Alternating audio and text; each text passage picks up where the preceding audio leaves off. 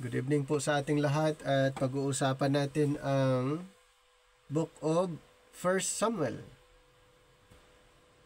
So alamin po natin kung ano ang nilalaman ng librong ito. At katulad ng ibang books, ito ay naisulat under the Time Past program na more on ito ay nakafocus sa mga Israelites. So pag-uusapan natin kung papaano nag-work ang Panginoon sa bayan na kanyang pinili. So ito po yung outline na-divide ang Samuel. First Samuel ay na-divide into 3.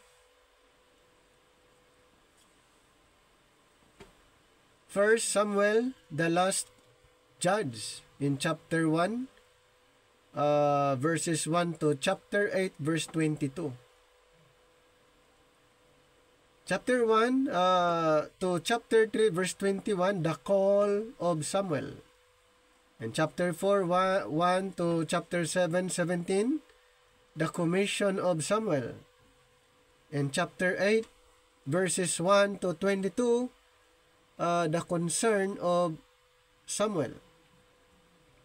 Then number 2, Saul, the first king. In chapter 9, 1 to chapter 15, verse 35. So ito po ay na-divide into 2. So the first, the selection of Saul in chapter 9, 1 to chapter 12, verse 25. Next, the rejection of Saul in chapter 13, verses 1 to chapter 15, verse 35. Then, pangatlong division, tungkol kay David, the next king in chapter 16 to chapter 31, verse 13. At ito naman po ay na-divide ang chapter na ito, David, the shepherd chosen and anointed, in chapter 16, verses 1 to 23. And then David, the giant killer, acclaimed by the court of Saul, in chapter 17, verses 1 to 58.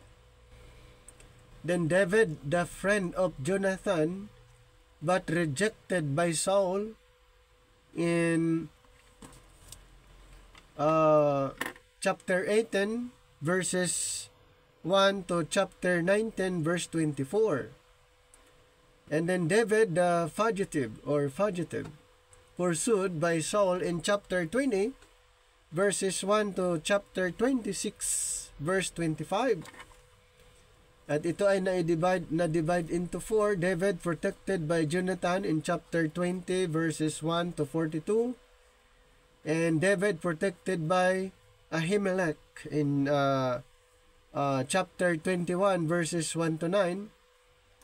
Then David, protected by Achish, in chapter 21, verses 10 to 15. Then David and his band of men, in chapter 22, verses 1 to chapter 26, verse 25. Next, in chapter 27, verses 1 to chapter 31, verse 13, the refuge of David in Palestine territory. Then, chapter 27, verses 1 to chapter 28, verse 2, David becomes a Palestine servant. And then chapter 28, verses 3 to 25, Saul consults the medium at Endor. Then chapter 29, verses 1 to 11, David dismissed by the Palestine. And chapter 30 to verses 1 to 31, David destroys the Amalekites. And then chapter 31, verses 1 to 13, the Philistines and the death of Saul. So ito po yung outline ng 1 Samuel. Pwede nyo pong sundan ang mga outline na ito. Kung gusto niyo ng detalyado na presentation, pwede nyo pong basahin at susundan nyo po yung outline. Ayan, kung ang goal nyo na aralin pa deeper at marami pa kayong maunawaan, matutunan sa 1 Samuel, sundan nyo lang po yung outline. Kasi ang ginagawa po natin dito ay summary lang po. Information, mga ilang issue na pag-uusapan po natin para at least mayroon lang po tayong konting idea sa mga libro na ating pinag-aaralan. So ito po yung mga ilang issue sa bawat chapter dito po sa 1 Samuel. Actually, ito ay ang isang focus dito ay ang division. Kaya dito sa chapter 1 to chapter 8, pinag-usapan dito yung buhay ni Samuel. Sa chapter 1 to 3, Samuel's birth and call. Pagdating sa chapter 4 hanggang chapter 8, Samuel's rebuilding of the nation. Then, from chapter 9 to 15, ang pinag-uusapan naman po dito ay si King Saul. Kaya, chapter 9 to chapter 12, Saul, first king of Israel. So, yan po yung record, chapter 9 to chapter 12. And chapter 13 to 15, Saul, disobedient and rejected. Then sa last part, chapter 16 to chapter 31, ay Saul and David. Chapter 16 to 19, David in the court of Saul. Chapter 20 to 23, David's escape and flight from Saul. In chapter 24 to 26, David's encounters with Saul. Then, chapter 27 to 31, Saul's final downfall and death. So, ito yung mga pinaka-main na topic sa 1 Samuel. Nahati ito sa, actually, yung mayroong 4 na pinag-uusapan. Pero ito ay nahati ang 1 Samuel from chapter 1 to chapter 15. Ito po yung topic, leadership in transition from judges to kings. So, leadership in transition from judges to kings. Yun yung first part ng 1 Samuel. Then the last part of 1 Samuel from chapter 16 to 31, a newly anointed leader in exile from King Saul to King David.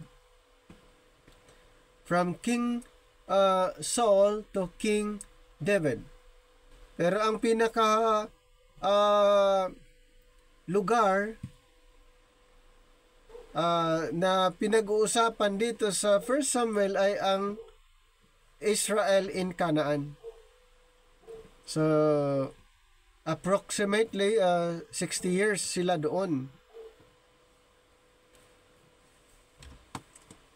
1 Samuel, God's kingdom established. So, doon po mapag-aaralan natin first kingdom, first king na na-establish after ng judges. So, leadership transition from Eli to Samuel in chapter 1, verse 1 to chapter 3, verse 21, 1 Samuel. And then, sa chapter 4, 1 to chapter 7, verse 17, ay Samuel and Judges. Samuel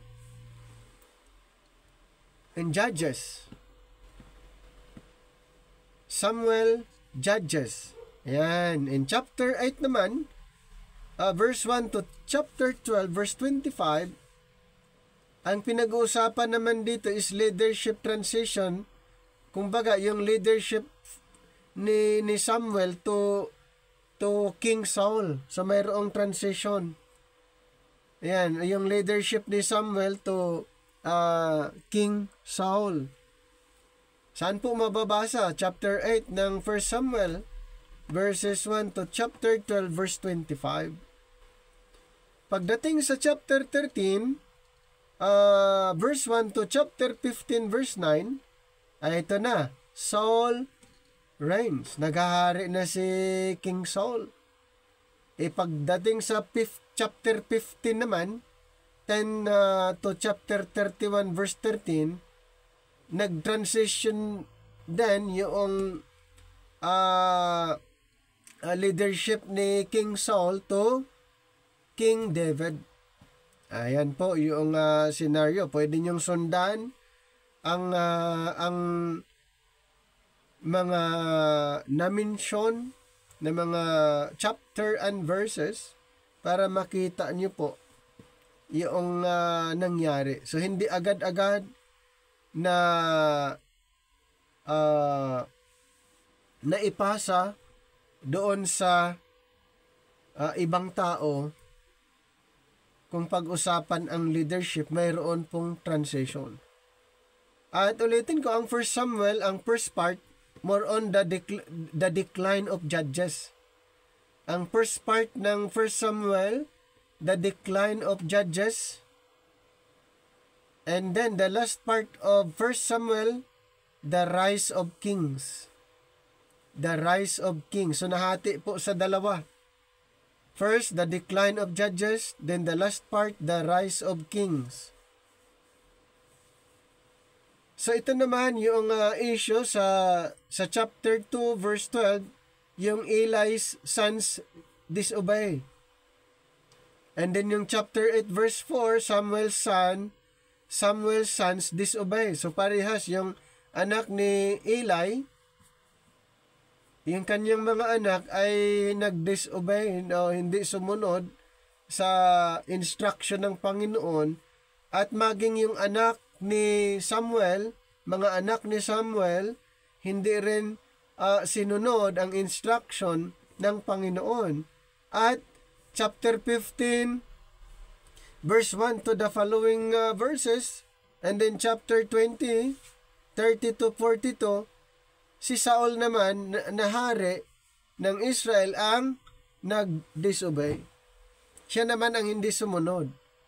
Di ba na nakita niyo yung scenario from Eli's sons, nag-disobey, hindi sumunod sa ating Panginoon, sa instruction ng Panginoon, maging ang anak ni Samuel ay hindi rin sila sumunod sa ating Panginoon, at maging si King Saul hindi rin. So ano ang pinakatima dito? Kung titignan natin, pwede nating i-consider, ito po, in spite of the disobedience of Israel and her leaders, God faithfully keeps His covenant and establishes Israel's kingdom. Kahit ganun pa man, ay ang Panginoon ay tapat pa rin sa bayang Israel. Dahil mayroon siyang covenant sa bayang Israel, and God actually, He is faithful in keeping His covenant. Itong mga Israelites ay hindi po sila nagiging faithful sa ating Panginoon, pero ang Panginoon ay ginawa pa rin niya dahil mayroon siyang covenant para sa kanila sa kabila ng kanilang hindi pagsunod. Dagdag pa natin itong another graph regarding 1 Samuel.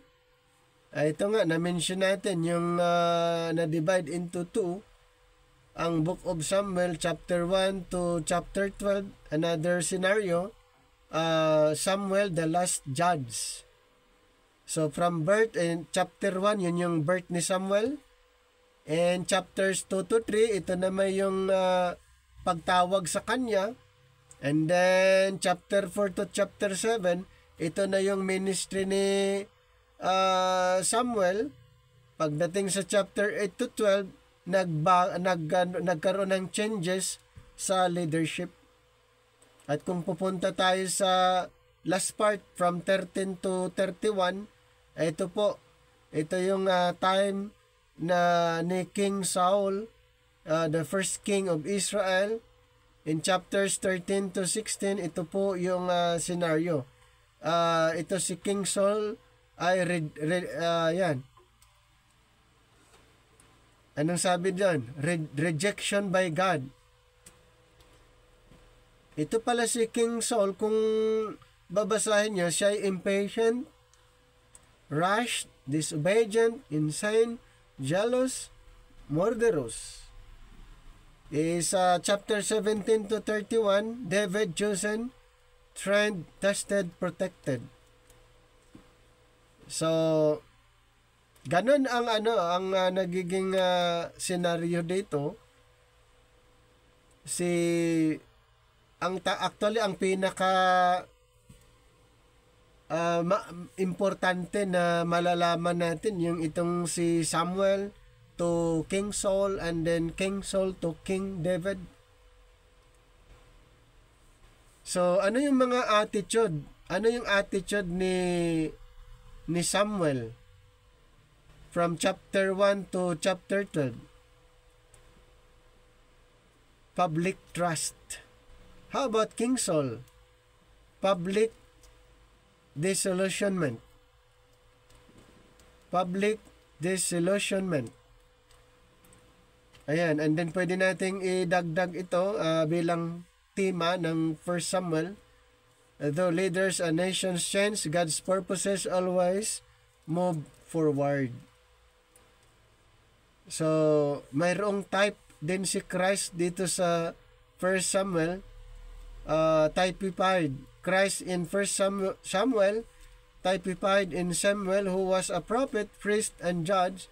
So si Samuel ay isa siyang propeta, isa siyang high priest, and judge. Mayroon siyang tatlong title, kaya I was typified by our Lord Jesus Christ. Also portrayed in the life of David, a shepherd, king, and born in Bethlehem. And so, katulad ng na-mention natin, mayroong tinatawag na transition. First Samuel, Samuel transition. Kaya from judges to kingship.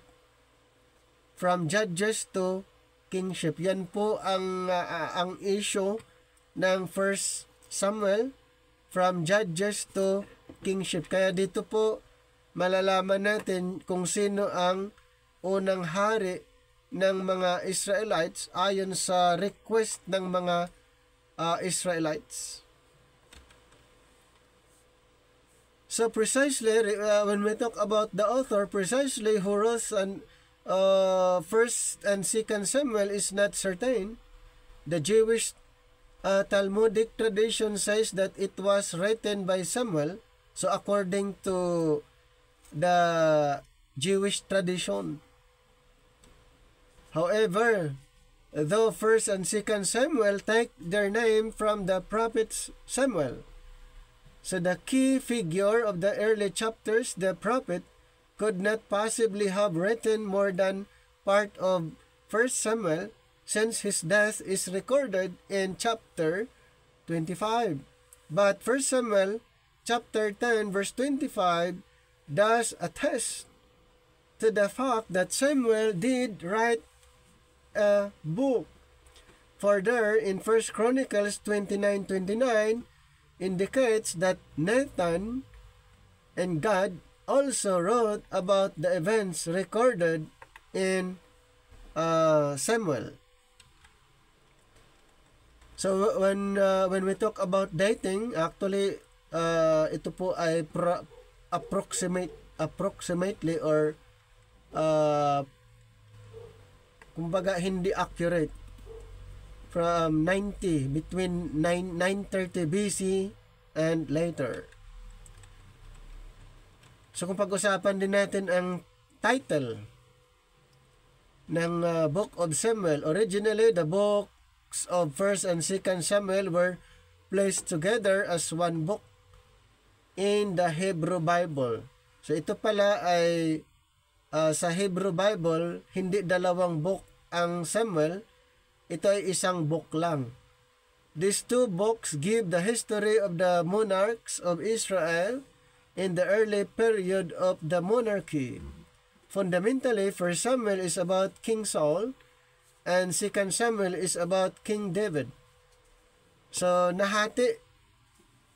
Pero sa original, sa book, sa Hebrew Bible, walang 1 and 2 Samuel. Isang book lang. Pero later on, ito ay na-divide into two. So, yung first book, referring to King Saul, and then the second book of Samuel, it talks about King David.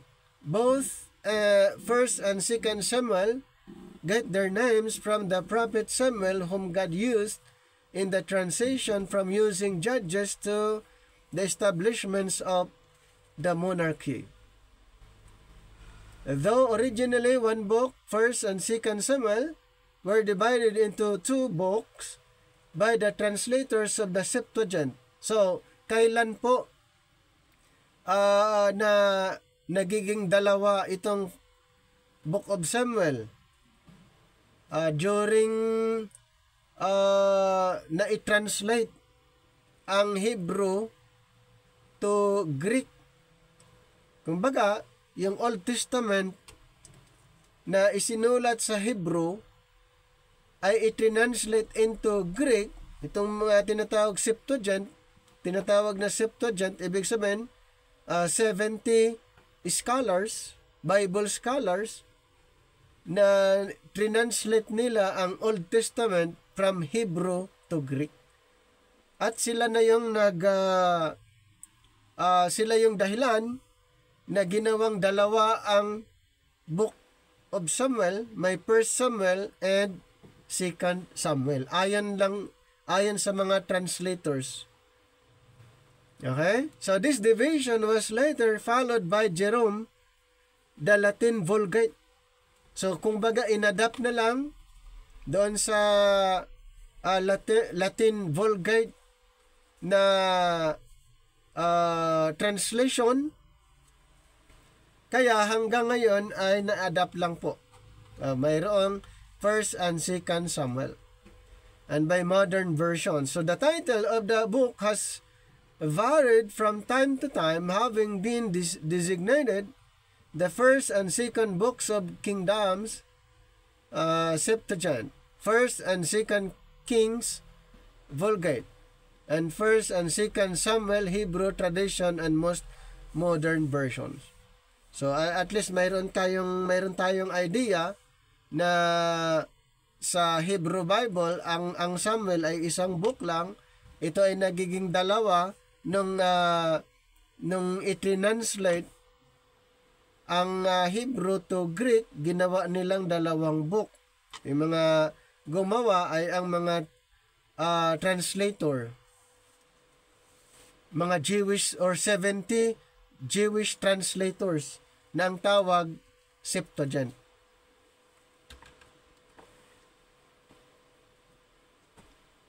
So ano naman ang theme at purpose? What are the theme and purpose or mga issue na tinutukoy dito sa Book of 1 Samuel? So beginning with the birth of Samuel and his training in the temple, 1 Samuel describes how this great man of God lead Israel as prophet, priest, and the last judge. So during Samuel's leadership, the people of Israel wanting to be like the nations, ayun kasi ang influensya ng ibang bansa sa mga Israelite, kaya they were requesting a king na mag-lead sa kanila katulad ng ibang bansa. So the people of Israel, wanting to be like the nations demanded a king under God's direction. Samuel then anointed Saul to be the first king. But Saul was rejected by God because of his disobedience. Pinili siya ng tao, inapprove siya ng tao, pero nireject ng Panginoon dahil sa kanyang character. Ayan. Saul was rejected by God because of his disobedience. To replace Saul, again under God's direction, Samuel anointed David, a man after God's own heart, to become the king of Israel. So the rest of the book describes the struggles between jealous and demented Saul and godly David. 1 Samuel picks up the history of Israel where Judges left off with Samuel following Samson in Judges chapter 16 verse 31. So this book traces the transition of leadership in the nation from judges to kings. So from a theocracy to a monarchy. So pag sinasabi ng theocracy, run by God. So yung before King Saul, bago pa si King Saul, ang Panginoon pa yung namumuno sa bayang Israel. Pero nung ang tao ay pumili, ang Israel pumili ng king, ito na po yung run by people, monarchy. So from theocracy run by God to a monarchy run by the people. So because the people of Israel would not allow God to rule their lives. Sino po yung ayaw? Ang bayang Israel. Ayaw nila na ang Panginoon ang mag-rule sa kanilang buhay. With every man doing that which was right in his own eyes. So, ang bayang Israel, itong mga Israelites, ay tinanggihan nila ang Panginoon at sila'y naghahanap ng tao na mag-control sa kanila, na namili sila ng tao na yun ang mamuno sa kanila. Maganda na sana yun ang Panginoon mismo ang nag-rule, nag-control sa kanila, pero itong bayang Israel ay hindi nila inalaw. Ayaw nila na ang Panginoon ang mag-rule sa kanilang buhay. At ito nga ang nangyayari. Pumili sila ng maghahari at magdidikta, mag-rule sa kanila. So, inalaw ng Panginoon, yan yung request nila. So, with every man doing that which was right in his own eyes, yun yung alam nila na ito yung tama para sa kanila. So, the monarchy brought stability because the people were more willing to follow an earthly king. Ayan po yung request ng mga tao. And the Lord said to Samuel, listen, in chapter 8 verse 7, listen to the voice of the people in regard to all that they say to you, for they have not rejected you, but they have rejected me from being king over them. Nalungkot si Samuel na ganon. Siyempre, ang feeling niya ay nireject siya Pero actually, ang sabi ng Panginoon, hindi ikaw ang nireject, ako bilang kanilang hari. So, ganun po ang senaryo. So, the clamor for an earthly king in 1 Samuel was a natural outcome of this practical rejection.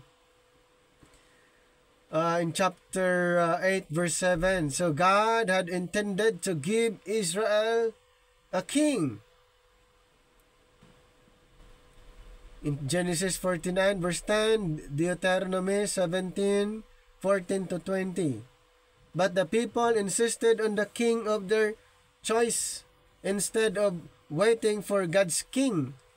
Nagmamadali itong mga Israelites, hindi sila nakapag-antay. Actually, ang Panginoon mayroon ng plano talaga na mayroong maghahari sa bayang Israel, pero itong mga Israelites, hindi sila nakapag-antay sa sinabi ng Panginoon. Gusto na nila Ayan, kaya si King Saul, si Saul ang kanilang napili na maging hari, maghahari sa kanila, pero hindi ang Panginoon ang pumili. Inunahan nila ang Panginoon.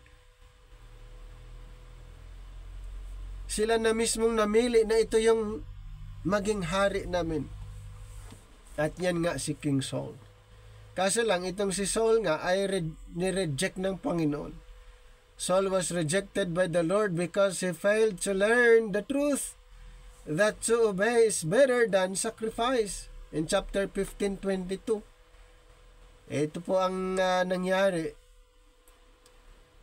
Itong si King Saul, mayroong order ang Panginoon na dapat niyang sundin at hindi po niya nagawa. Mayroong bayan na kanilang kinalaban. At sabi ng may instruction ang Panginoon. Kaso lang itong si King Saul ay hindi sumunod. After ng labanan ay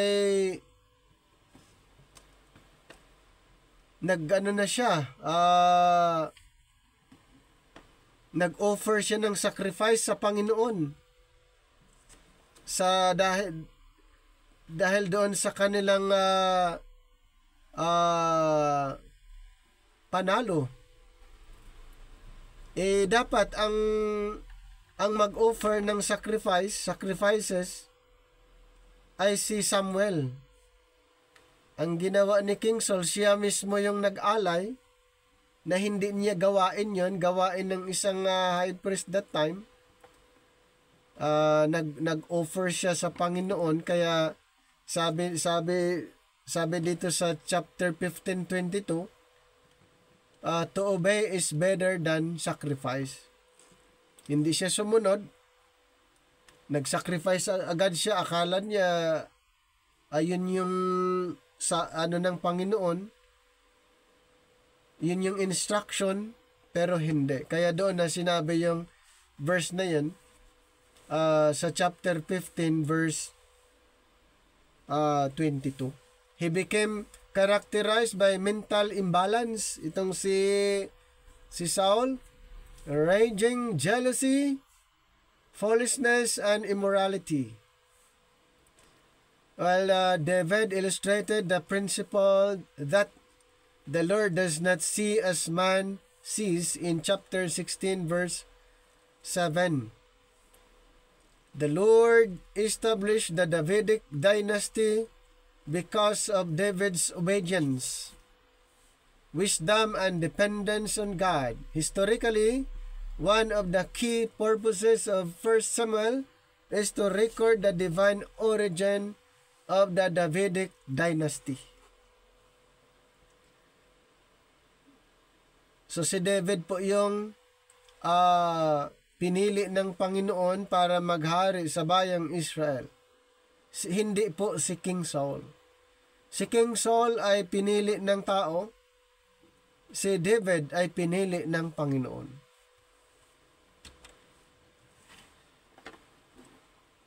So, pwede nating i-consider din itong as keyword dahil na-mention 7 times yung the word transition and then anoint. And then 7 times mention the word rejected.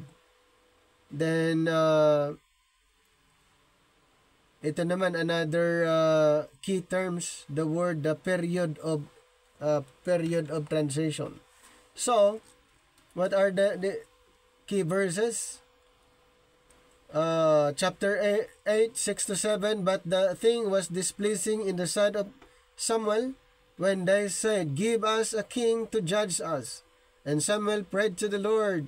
And the Lord said to Samuel, listen to the voice of the people in regard to all that they say to you, for they have not rejected you, but they have rejected me from being king over them. Chapter 13, verse 14, but now your kingdom shall not endure. The Lord has sought out for himself a man after his own heart, and the Lord has appointed him as ruler over his people because you have not kept what the Lord commanded you. In chapter 15, 22, 23, and Samuel said, has the Lord as much delight in burnt offerings, sacrifices, as in obeying the voice of the Lord? Behold, to obey is better than sacrifice, and to heed that the fat of rams, for rebellion is as the sin of divination, and insubordination is as iniquity and idolatry. Because you have rejected the word of the Lord, he has also rejected you from being king. Ang tindi po yung nangyari, itong si King Saul ay hindi talaga siya, hindi siya sumunod, kumbaga masyadong tiwala sa kanyang sa sarili. So, failure. Ang resulta, failure, at he was rejected by God dahil sa kanyang hindi pagsunod. And let us consider chapter 8, chapter 15, 16 as key chapters. Chapter 8, particularly in verses 19 to 22, record the sad complaints of the nation in their desire for a king over them like that of the nations to judge them and fight their battles. Here, in answer to their request, Samuel is told by the Lord to appoint them a king, and the prophet assumes his role of becoming a king maker. So halos kung mapapansin nyo, pinagbigyan lagi ng ating Panginoon itong mga Israelites. Kung ano yung request, ano yung nakita ng mga Israel na tama para sa kanilang paningin, binigyan, inalaw ng Panginoon kung ano yung kanilang request. In chapter 15 is another key chapter in that it records the transitions of kingdom authority from Saul to David because of Saul's disobedience and self-willed character in chapter 15:23.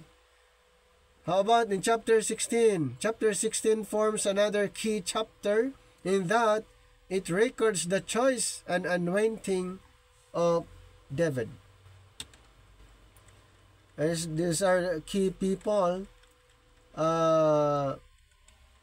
Samuel the prophet, and Saul the disobedient king, and David the shepherd. So pwede din nating makita si Kristo dito sa 1 Samuel as type, yung tinatawag na typology. Samuel forms an interesting portrait of Christ in that he was a prophet, a priest, and though he was not a king, he was a judge who was used of God to inaugurate a new age. And then Messiah is literally the anointed one, and Samuel is the first biblical book to use the word anointed.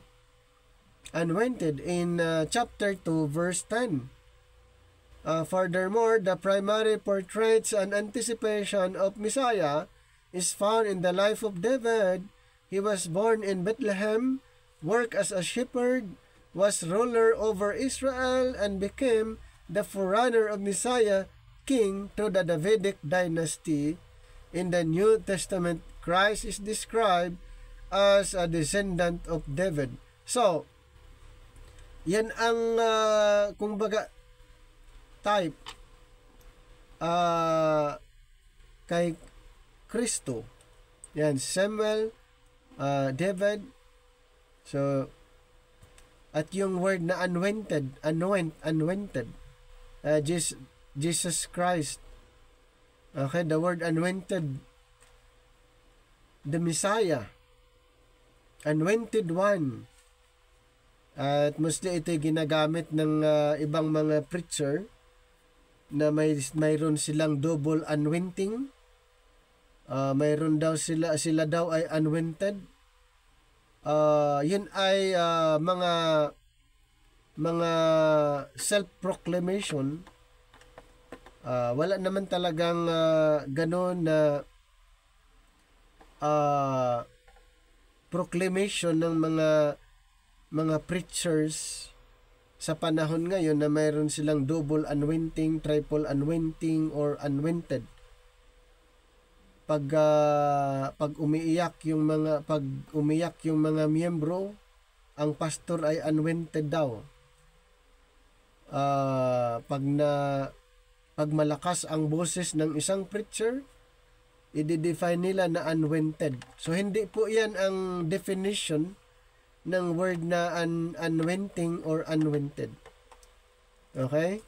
So ang anointing, ito po ay mostly applied doon sa mga leaders pinili ng Panginoon para sa bayang Israel. So papaano yung proseso ng pag-anoint sa kanila? Yung oil.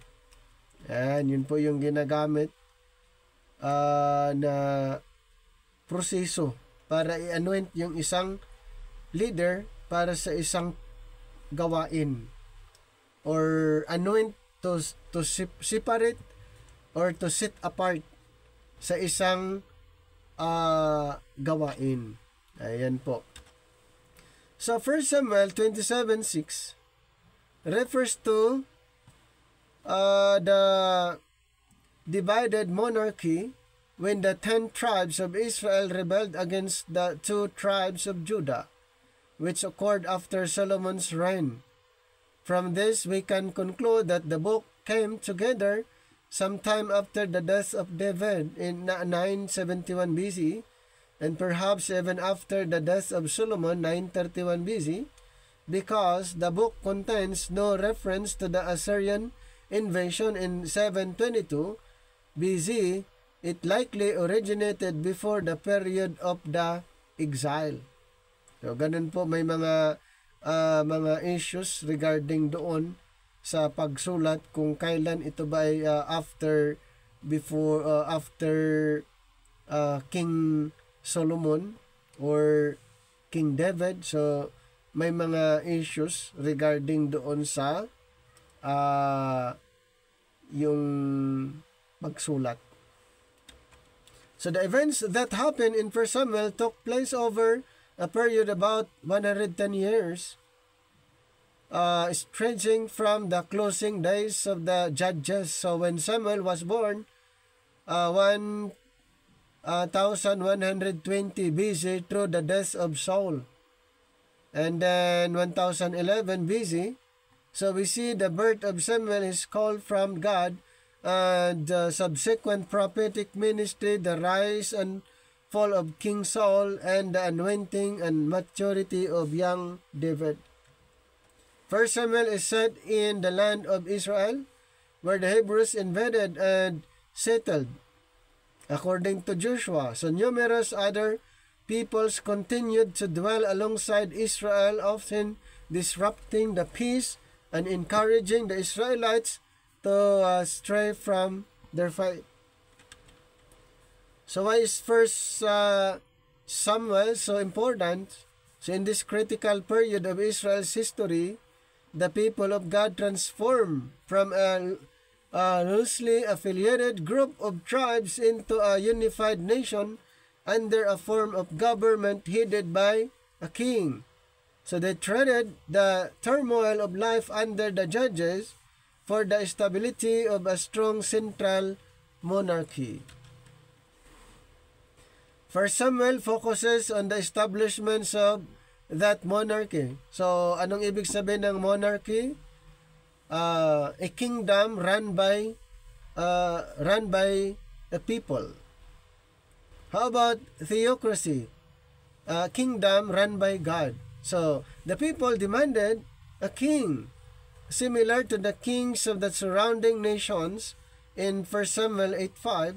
Saul, the first king, though head and shoulders above the rest, did not have a righteous heart, and his line was destined never to inherit the crown. In chapter 9 for Samuel, verses 1 to chapter 15:35.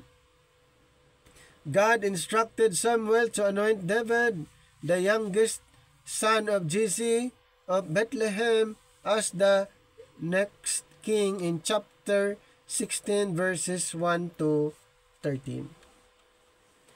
So much of 1 Samuel follows David's exploits as a young musician, shepherd, and warrior.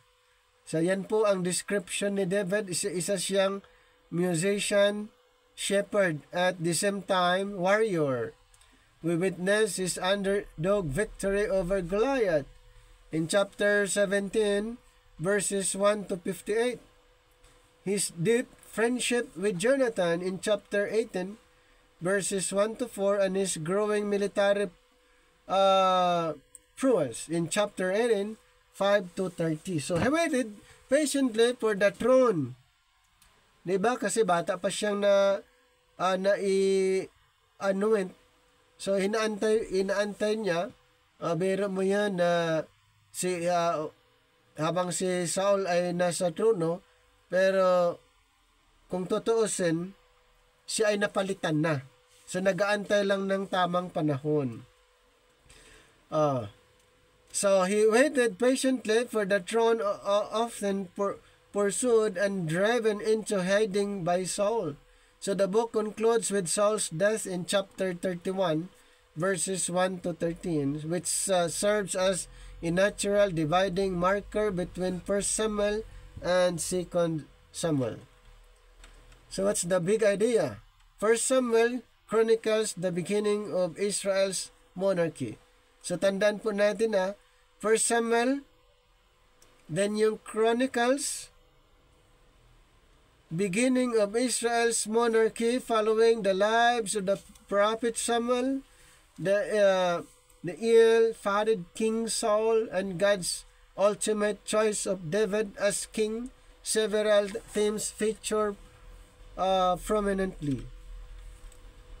So when we talk about providence, God repeatedly made everyday events work for His purposes. He used Hannah's contentious relationship with Peninnah in 1 Samuel chapter 1, 1 to 28, lead Saul to Samuel during Saul's search for lost donkeys in chapter 9, verses 1 to 27, and caused David to learn of Goliath while taking food to his brothers in chapter 17, 1 to 58. And these are but a few examples. And then kingship. Kung pag-usapan natin yung kingship as the divine king, God designated a human vice-regent, David, to rule over his people. So this history validates David's house as the legitimate rulers of Israel. It also fulfills Jacob's promise that the scepter will never depart from Judah, David's tribe. In Genesis 49:10. So ibig sabihin, yung dapat na maghahari sa bayang Israel ay yung galing sa linya ni Judah. Si King Saul, saan ba siya na line? Sa anong tribe ba siya galing? Siya ay galing sa tribe ni Benjamin. Ibig sabihin, hindi talaga siya qualified na maging hari sa bayang Israel dahil wala siya doon sa tinatawag na kingship line, the tribe of Judah. So, ibig sabihin, dapat ang maghari sa Israel ay galing sa tribe ni Judah. Walang ibang tribo dapat. Ayan, yan po yung promise. At si King Saul, hindi po siya galing sa tribe of Judah, kaya hindi talaga siya qualified na maging king sa bayang Israel. Bakit siya nagiging king sa bayang Israel? Yun yung pinili ng mga Israelites nang alam nila ito yung tama para sa kanilang paningin. At inalaw ng Panginoon, pero hindi pa siya namatay, ay pinalitan na siya. So, reversal of human fortune. Hannah's barrenness gave way to children in 1 Samuel 1, 1 to 28 and chapter 2, verse 21. Samuel became prophet instead of Eli's son. In chapter 2, 12 and chapter 3, verse 13, Saul rose to prominence from though he was from a lowly tribe, and David was anointed king, though he was the youngest son. Bakit hindi yung kanyang hindi yung panganay, yung youngest son? Yun yung nakita ng Panginoon na mas kung baga alam ng Panginoon kung sino talaga ang magiging hari. Ayan si King David. Normal human patterns were reversed by God so that His plan could be furthered, showing His sovereignty over all. So the books of Samuel were originally written as one coherent story, but due to the length of the work, they are separated into 2 books in our modern Bible. So, kailan at sino yung group or anong group yung nag-decide na gawing dalawa ang Book of Samuel? Yung translator, yung mga 70 Jewish scholars. Okay? Sila yung nag-decide yung sa Septuagint. Nung i-translate nila ang Hebrew to Greek, sila yung nag-decide na gawing dalawa ang book. First and second. So after the nation of Israel was rescued from slavery in Egypt and made a covenant with God at Mount Sinai, they eventually came into the promised land. There Israel was supposed to be faithful to God and obey the covenant commands. But the book of Judges shows how Israel failed big time. It was a time of moral chaos that showed Israel's need for wise, faithful leaders. So the books of Samuel provide an answer to that need. Kaya doon sa book of Judges, ang tindi po yung ang Panginoon nag-provide ng mga judges maging deliverer, pero ang ginawa po ay hindi na-maintain, hindi sinunod ng mga Israelites, at maging yung mga judges na inappoint, sila din ay failure. So the story focuses on 3 main characters, Samuel, Saul, and David. These 3 were important leaders whose actions would transition Israel from a group of tribes ruled by judges into a unified kingdom ruled by King David in Jerusalem. So the books have a fascinating design that weaves the stories of these 3 characters together through 4 parts. 1 Samuel 1 to 7 and chapter 8 to 31, and then 2 Samuel verse 1 to 21, okay, and verses 22 to 24. Samuel is a key leader and prophet through the first section of the book. And 1 Samuel 1, chapter 1 to chapter 7, and then continues to play a key role in the next section. Next, Saul's story. In 1 Samuel chapter 8 to 31 is told in two movements: his rise to power and some huge failures in 1 Samuel chapter 8 to chapter 15. Then followed by his downfall and tragic death in 1 Samuel 16 to 31. Then the drama of Saul's demise is matched by David's own exciting rise to power in 1 Samuel 16 to 31. And David's story is also told in two movements. First, he first rides the wave of success in 2 Samuel chapter 1 to chapter 9, followed by his own tragic failure and the slow self-destruction of his family and kingdom in 2 Samuel 10 to 20. And all this is concluded by an epilogue in 2 Samuel 21-24 that reflects back on the whole story. 1 Samuel chapter 1 to 7, Hannah and the rise of Samuel. So pinag-uusapan po dito sa chapter na ito si Hannah and then yung the rise of Samuel. So part 1 picks up from the chaos shown in the book of Judges. We are introduced to the touching story of a woman named Hannah who is grieved because she was never been able to have children.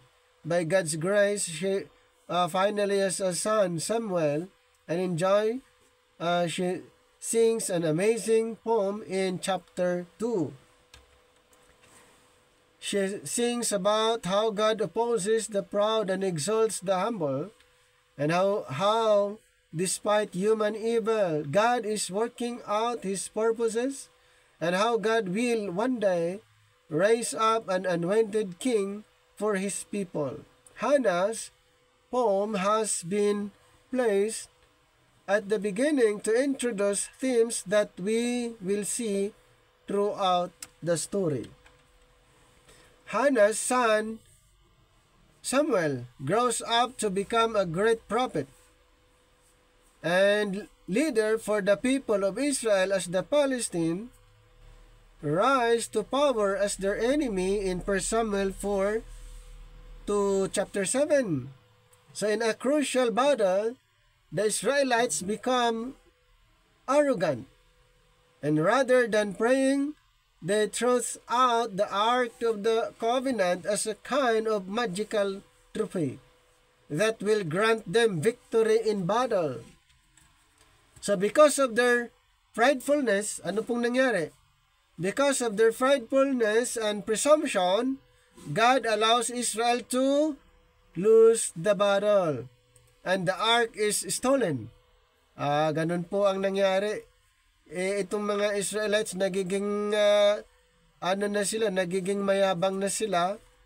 Kumbaga nakadepende na lang sila sa kanilang kakayanan, sarili nila, at ito ang naging resulta. God allows Israel to lose the battle. And the ark, ano pong nangyari sa ark? Ninakaw. So the Palestinians take the ark and place it in the temple of their god, Dagon. Ganun po ang ginawa. Inalaw ng Panginoon ng Israel matalo doon sa labanan at yung ang Ark of the Covenant ay dinala ng mga Palestine doon sa kanilang lugar, inilagay doon sa temple ng kanilang God na si Dagon. So the God of Israel responds by thoroughly defeating the Palestinians and their idols without an army by sending plagues on them. Ganun po ang ginawa ng Panginoon. So at this, the Palestine sent the ark back to Israel. So ibinalik kasi doon nga sa nangyari. Ang Panginoon nagpadala ng salot. So the point is clear. God is not Israel's trupe. And he opposes pride among both the Palestine and the Israelites. Israel is to remain humble and obedient if they want to experience His covenant blessing. Yan po ang nirequired ng Panginoon. Dapat ang mga Israel mananatili lang sana silang humble or magpakumbaba at masunurin. Hindi nila yung masyadong tiwala sa kanilang sarili. Kasama nila ang Panginoon, dapat nilang i-maintain in 1 Samuel chapter 8:31, the downfall of Saul and rise of David. So sa puntong ito, mayroong transition na nangyari from Saul to David. We continue right and into the next large section in 1 Samuel chapter 8 to 31, in which the Israelites go to Samuel and demand a king, just like all the other nations have.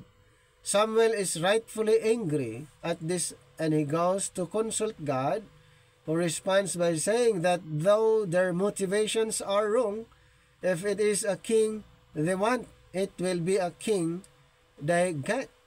From there, we are introduced to Saul. Saul is a tragic figure who is full of promise, tall and good-looking. Ito pala itong si King Saul ay sa description matanggad, good-looking at sa paningin ng tao, ito yung karapat-dapat na maghahari sa kanila. At daming mga pangako. He seems like a great candidate for a king, but he has deep character flaws. He is dishonest, lacks integrity, and is unable to acknowledge his mistakes. Iba pala ito si King Saul. Ayaw niyang aminin na nagkamali, dishonest. Kumbaga opposite ang kanyang character. Hindi maganda ang kanyang character. Wala siyang integrity. Ayaw niyang aminin na mayroon siyang nagawang mali. These traits become his downfall. So while he wins some battles, his flaws run so deep that he disqualifies himself by blatantly disobeying God's command. In 1 Samuel chapter 13 and chapter 15. So the now aging Samuel confronts both Saul and Israel. He had warned the people that they would only benefit from a king who was humble and faithful to God, or else their kings would bring ruin.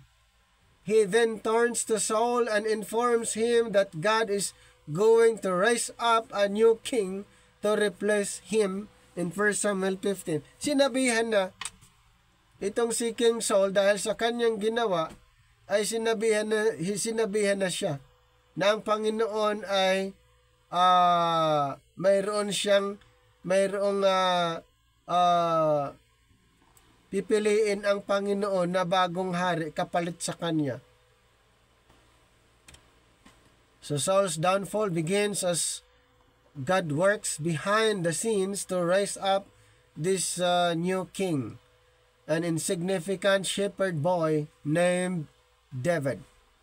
He is the least likely candidate to be king. But through the famous story of David and Goliath in 1 Samuel 17, we are shown that God's choice of David is not based on his status, but rather his radical and humble trust in the God of Israel. This story embodies themes in Hannah's poem. The proud Saul and Goliath are both low, while the humble David is exalted. In 1 Samuel 18 to 31, we watch Saul slowly descend into madness while David rises to power.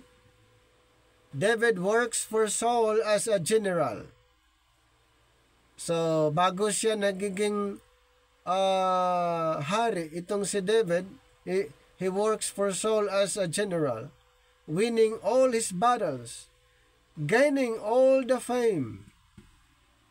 Saul quickly becomes jealous and starts hunting David down in order to kill him.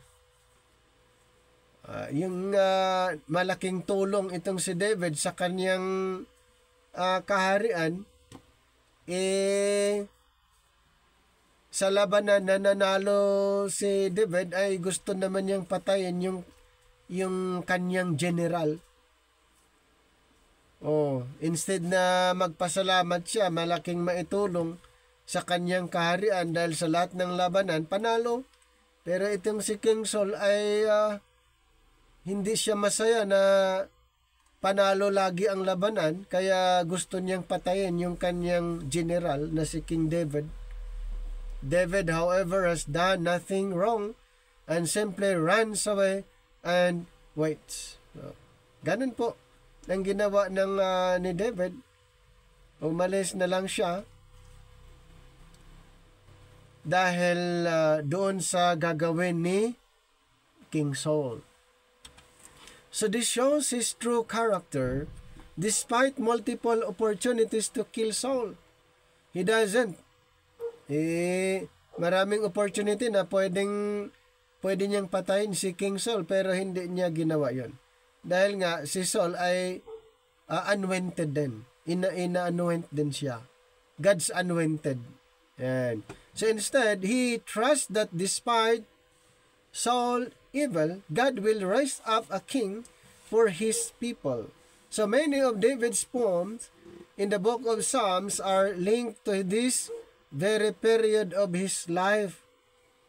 In Psalms 18, Psalms 52, Psalms 54, Psalms 57, Psalms 59, and Psalms 63. This section ends with Saul having failed to find and kill David, coming to a grisly death himself after losing a battle with the Philistines. So the book of 1 Samuel contains some of the most intricately told stories in the Bible, and the characters are portrayed very realistically. So the author puts them forward as character studies so that you may find yourself in them. So in Saul's story, we see a warning. It's crucial that we reflect on our own character flaws and how they harm us as well as others, so we can see how we need to humble ourselves and, with God's help, deal with our dark sides. So David is presented as an example of patience and trust in God's timing in our lives. So kung ikumpara natin doon kay Saul, si Saul ay impatient. Si David, siya ay na-characterize as yung mayroong pasensya. Mayroon siyang tiwala sa Panginoon kumpara ni King Saul. So, opposite ang kanilang character, magkaiba ang kanilang character ni King Saul at King David. As he was being chased by Saul, David had every reason to think God had abandoned him, but he didn't. In fact, his story encourages us to trust that despite human evil, God is working out his purpose to oppose the proud and exalt the humble.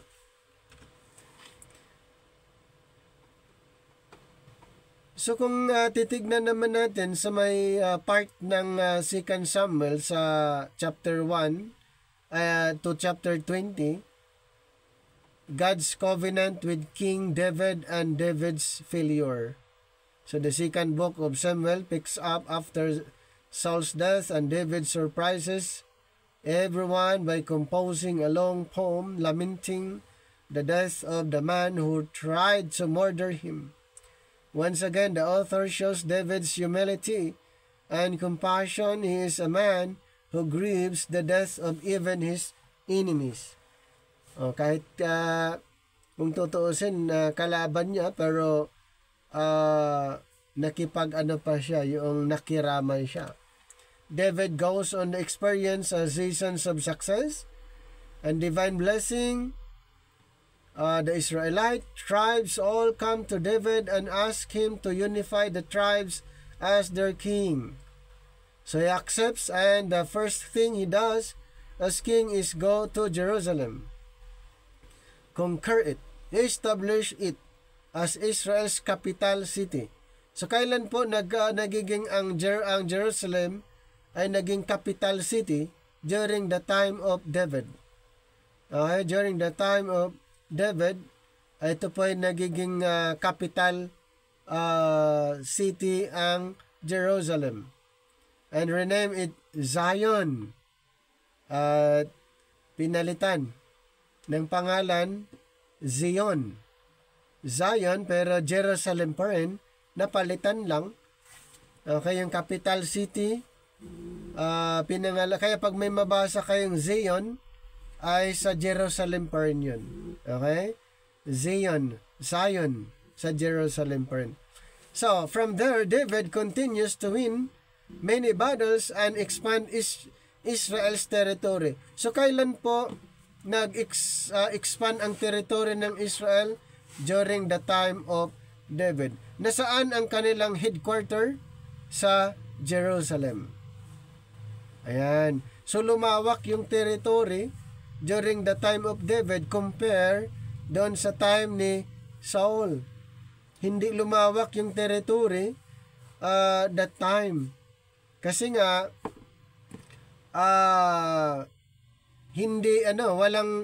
walang vision yung king. Hindi siya visionary yung king. Ayan. Pero during the time of David, doon po lumawak ang territory ng Israel. After David had made Jerusalem the political capital of Israel. So ang Jerusalem, ito po yung political capital of Israel. He also wanted to make it the religious capital. So he had the Ark of the Covenant move into the city. And 2 Samuel 6, so David then tells God that if Israel now has a permanent home, God's presence should also have a place to inhabit. So he asked if he can build a new temple for him. So doon din sa time na yon, during the time of David, since na ang Jerusalem ang capital city, center, at doon din sila mag-establish ng temple. So yan yung request ni David na doon itatayo yung templo para doon na lahat. Doon na lahat yung mga practice, rabbinical practices, lahat doon na. Okay? So David then tells God that if Israel now has a permanent home, yun po yung then sa Jerusalem, and then yung temple. God's presence should also have a place to inhabit. Yun po yung temple. So he asked if he can build a new temple for him. Ayan. However, God says to David, thanks for the thought, but actually, I'm going to build you a house, a dynasty. Now, this is a key chapter for understanding the storyline of the entire Bible. God makes a promise to David that from his royal line there will come a future king who will build God's temple on earth and set up an eternal kingdom. Ito po yung prophecy na mayroong mag-build, mayroong king at mayroong itatayong kaharian na ang kaharian ito forever, eternal kingdom, at ito po ay ma-fulfill during the second coming of Christ. Ito yung tinatawag na Messianic Kingdom. So ito po ay prophecy. Ayan, Davidic Kingdom. At ma-establish po ito sa second coming na po ng ating Panginoon. So it's this Messianic promise to David that gets developed more in the book of Psalms, in Psalms 2, Psalms 72, Psalms 132, and Psalms 145. And in the prophets, Isaiah 11, Ezekiel 34, and Zechariah. So it's this king that is connected to God's promise to Abraham in Genesis chapter 12.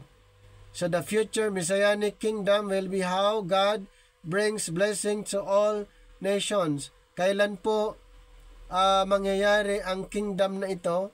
Ang eternal kingdom, mangyayari po ito sa second coming ng ating Panginoong Hesus, at yung mga Israelites ay magiging blessing po sila sa lahat ng bansa. This is a high point for David, and sadly, it's right here in the midst of God's blessing that things go terribly wrong. David makes a fatal mistake. Ito pong puntong ito, si David ay nagkamali siya, not fatal for him, that is, but for a man named Uriah, one of David's prized soldiers. From his rooftop, David sees Uriah's wife, Bathsheba, bathing. David finds her, sleeps with her, and gets her pregnant. Then he tries to cover it all up by having Uriah's assassinated and marrying her as soon as she's widowed. Yan po yung pagkakamali naman ni David. Ito yung nangyari po.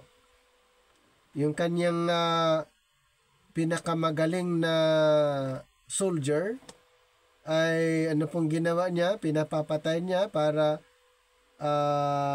yung asawa niya, si Bathsheba, ay magiging asawa niya. At mali po yun. So when David is confronted by the prophet Nathan, he immediately owns up to what he's done. He's broken and repents, asking God to forgive him. And God does forgive, but He doesn't erase the consequences of David's decision. Pinatawad ba siya? Yes. Na-erase ba yung consequences? Hindi. So as a result of his horrible choices, David's family starts to fall apart, making this section a tragic story, much like Saul's. Parang naulit. Maganda na sana yung kanyang leadership. Pero ano pong nangyari? Ayan, unti-unting nasira yung leadership, yung kingdom, unti-unting humina yung power. Ayan. David's sons end up reliving their father's mistakes, but in even worse ways. Amnon sexually abuses his sister Tamar. Kumbaga, nag-start lang kay David, ganito na po ang nagiging scenario, nagiging hindi na maganda ang nangyayari sa kanyang kingdom. So dahil sa kanyang ginawa, maraming nadamay. David's sons end up reliving their father's mistake, but in even worse ways. Amnon sexually abuses his sister Tamar. And when their brother Absalom finds out, he has Amnon assassinated. In 2 Samuel 13, Absalom then hatches a plot to oust his own father from power. O biro mo yun, itong si Absalom, gusto niyang kunin yung power ng kanyang ama. Gustong siya ang mag-rule. And he launches a full-scale rebellion in 2 Samuel 15. Sunod-sunod po from David, nung nagkasala si David, yung mga anak niya nagiging problema. Yan ang nangyayari po. Yun, consequences. Yun yung consequences.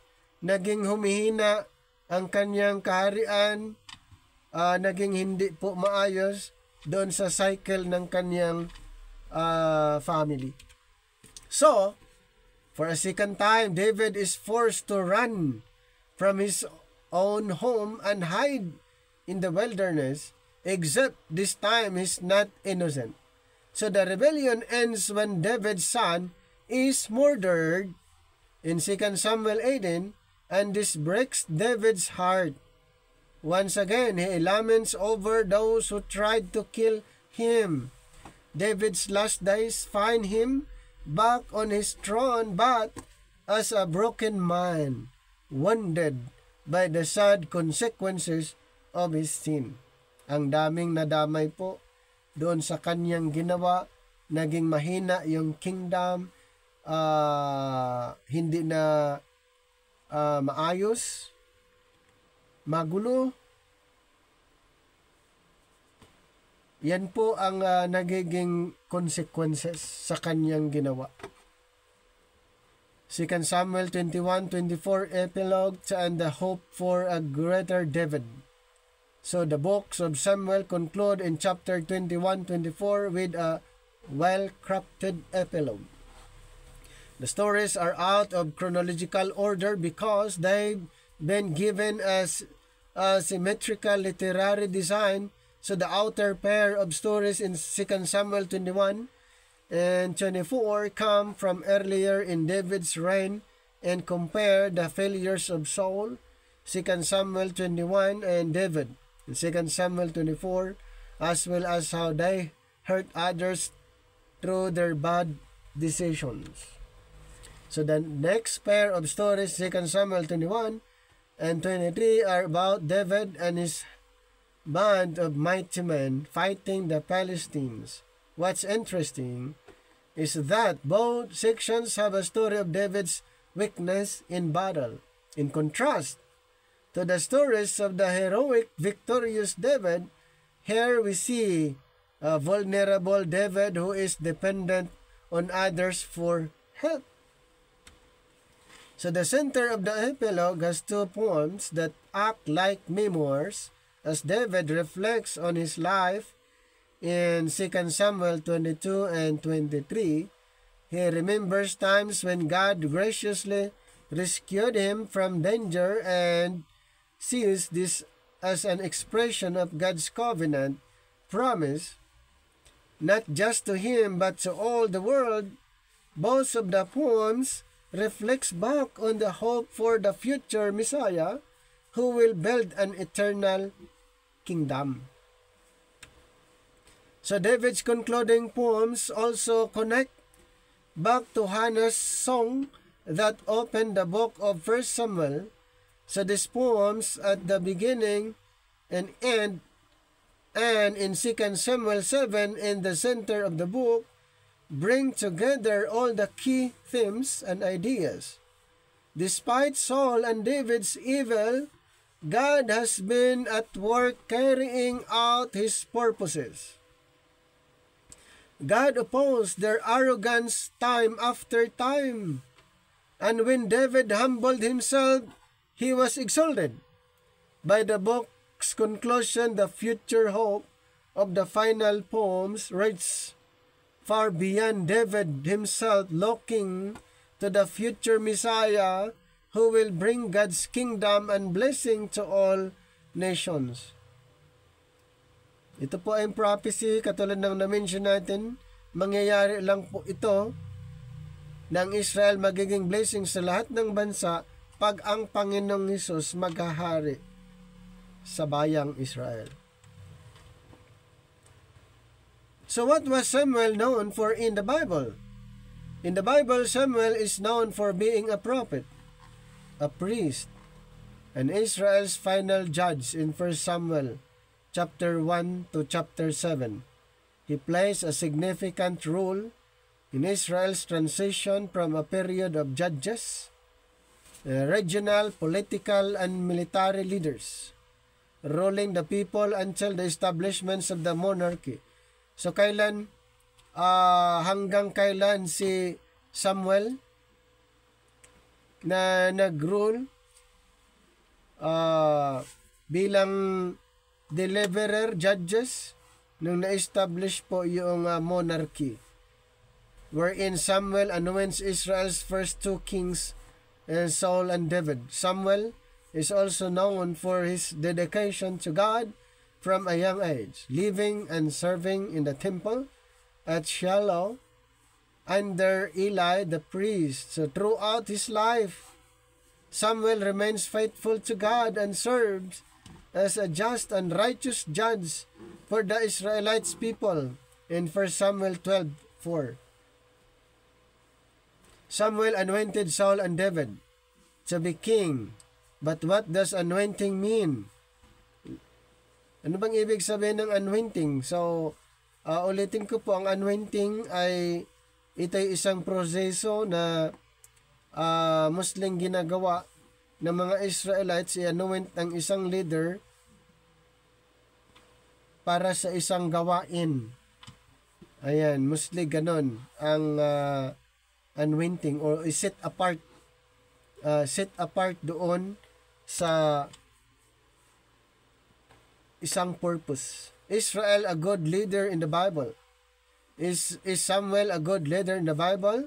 So the biblical authors present Samuel as a good, even great leader in the Bible in 1 Samuel 3:19-21.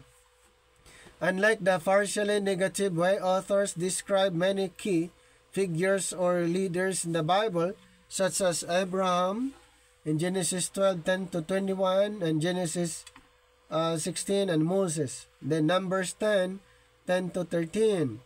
They do not record any stories about moral failures or mistakes by Samuel.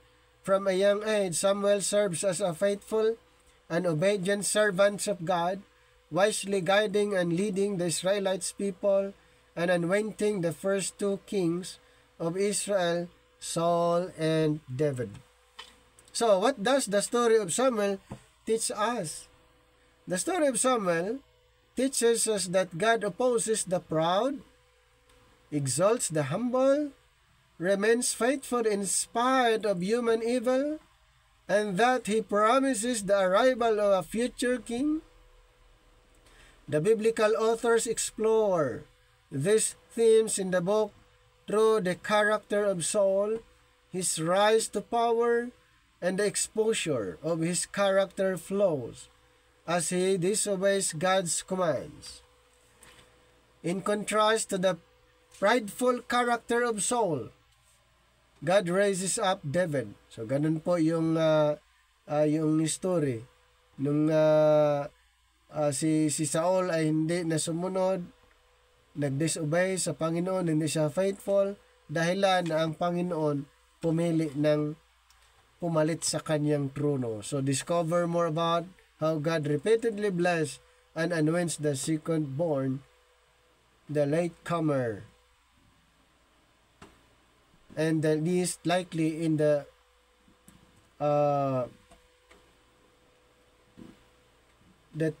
video. So may mga video regarding po sa tungkol kay David and then King Saul, pwede niyong panoorin. So why did Samuel not cut his hair? So dito naman yung patungkol sa buhok, alamin natin, it is likely that Samuel did not cut his hair because of his mother's vow to God that no razor would ever be used on his head. For Samuel, mabasa natin sa 1 Samuel 1:11. So the vow to not cut once here is part of the voluntary Nazarite vow described in Numbers 6:1 to 21. So mayroon palang reason kung bakit, dahil si Samuel ay part siya doon sa tinatawag na Nazarite. Why were the sons of Samuel rejected? So the biblical authors explains that the sons of Samuel were rejected as leaders over Israel because they did not follow in Samuel's ways. Itong mga pinag-usapan dito, yung mga anak ni Samuel, since na hindi po sila sumunod, kaya sila ay ne-reject. Yan.